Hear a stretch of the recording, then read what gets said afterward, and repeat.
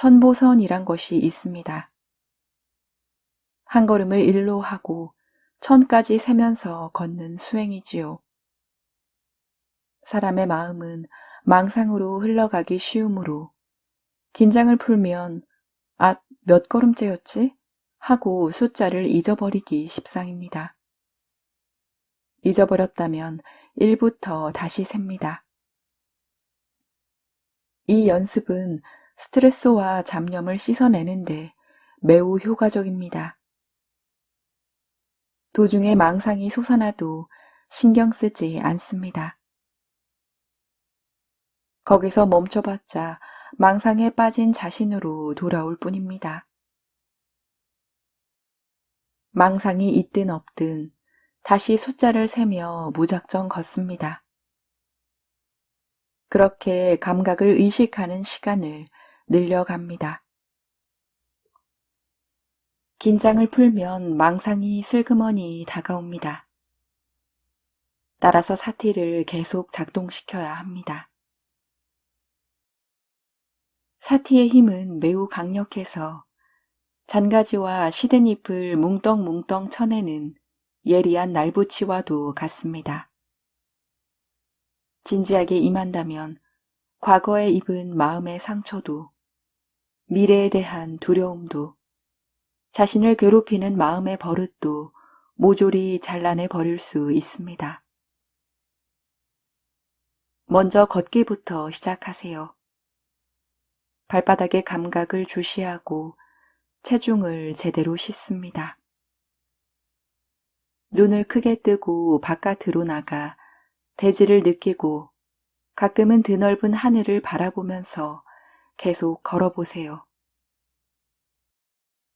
계절의 변화도, 바람의 냄새도, 태양의 눈부심도 의식을 사용해 받아들인다면 막디 맑은 마음을 향해 가는 길로 손짓해 줄 것입니다. 상대방에게 마음을 노출시키지 않는 대책으로는 먼저 선긋기가 있습니다. 나의 영역과 바깥 영역에 확실한 선을 긋는 것입니다. 누군가와 마주할 때는 마음속에서 다음과 같은 훈련을 하도록 합시다. 먼저 발바닥 감각에 의식을 집중한다. 가슴 주변으로 의식의 흐름을 옮긴다. 가슴에서 울리는 고동을 확인한다. 긴장이나 분노, 두려움이 느껴지지 않는지 체크한다. 자신의 영역 안쪽을 보는 상태를 고수하기 위해 노력한다. 그 상태를 유지하면서 나머지 의식을 눈앞의 상대방에게 돌린다. 상대방의 말이 들린다. 말의 의미를 이해할 수 있다는 상태를 유지한다. 이른바 마음의 뒤쪽 반을 자신의 반응을 살피는 데 사용하면서 마음의 앞쪽 반은 상대방을 이해하는 데 사용하는 방법입니다. 이 마음 사용법을 한 사람과 보내는 시간에 시뮬레이션 해보세요. 눈을 감고 발바닥 감각에 집중한 후 가슴의 고동을 확인하고 그 상태를 유지하면서 눈앞의 상대방을 이해합니다. 물론 상대방과 나 사이에 선을 긋고 사람을 마주하는 게 쉽지는 않을 겁니다. 해보니 너무 어렵다는 말을 자주 듣습니다. 대개 나를 보면 상대방이 보이지 않고 상대방을 보면 내 반응을 살필 형편이 안 된다고 토로합니다. 당연히 처음에는 그럴 수 있습니다. 너무 어렵게 느껴진다면 내심 자기 방어 논리를 생각하고 있지는 않은지, 인정 욕구로 과잉 반응하고 있지는 않은지, 분명 상대방은 이러이러할 거야 라고 넘겨짚고 있지는 않은지 한번 되돌아봅시다. 이런 반응 대신 발바닥을 보고 가슴 주변을 확인하고 상대방을 그저 이해하면 그만입니다. 이해라고 했지만 여기서는 사티, 즉 존재하는 것을 존재한다고 알고 있는 수준이면 충분합니다. 사티를 수행할 때 저는 상당히 면밀하게 노력했습니다. 일반적으로 명상, 좌선, 마인드풀니스라고 불리는 영역은 애매한 부분이 많습니다.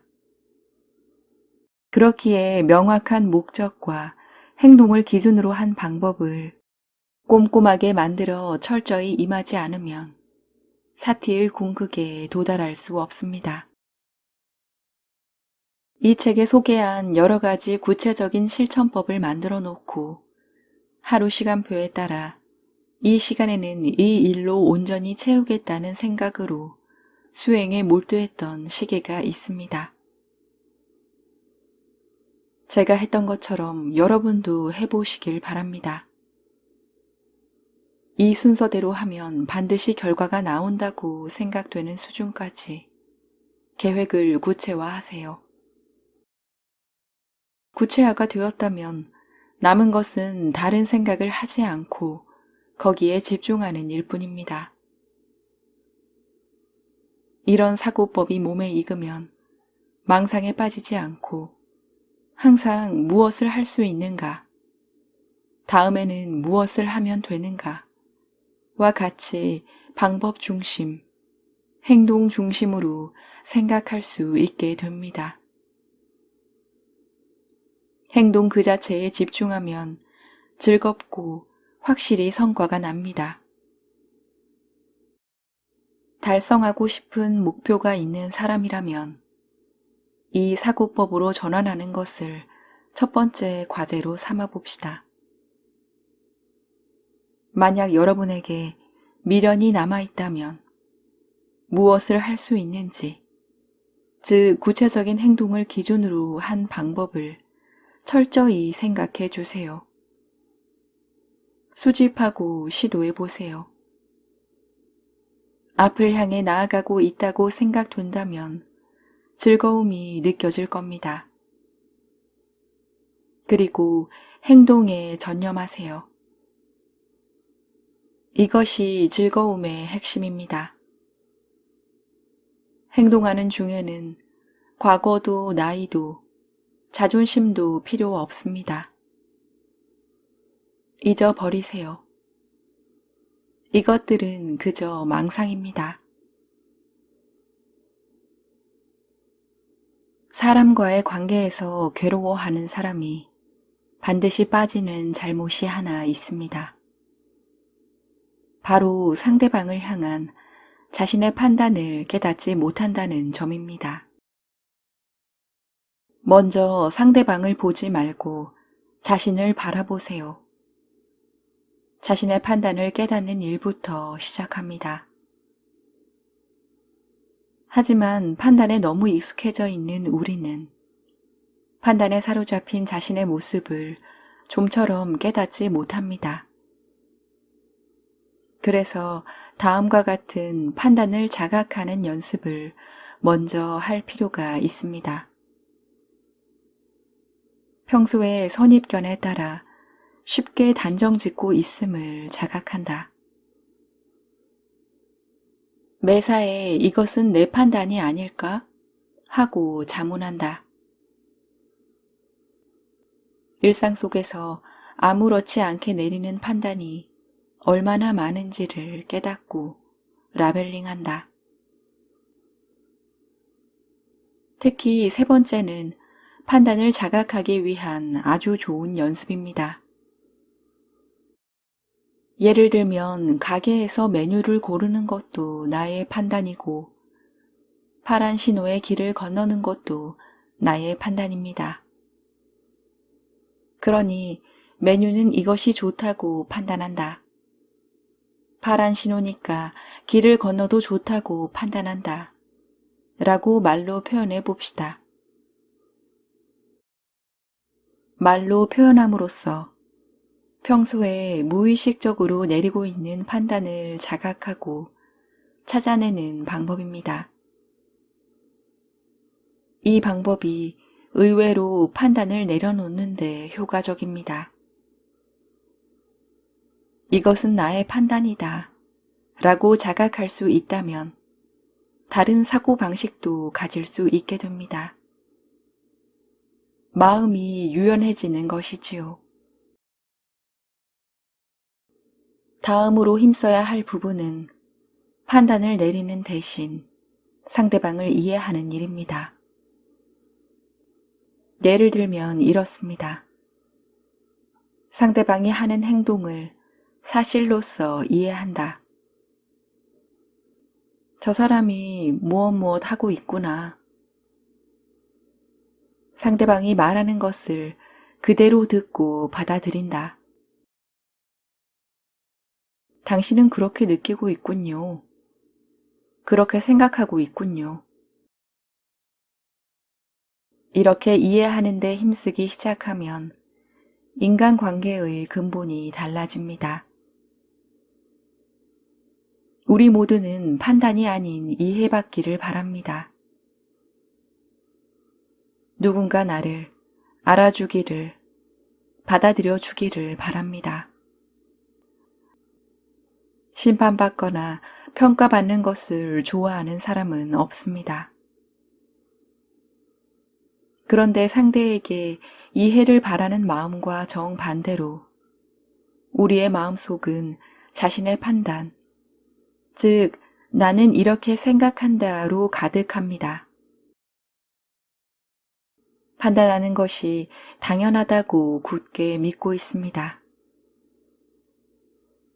그래서 상대를 평가하고 비판하고 자신의 판단을 일방적으로 밀어붙이기도 합니다.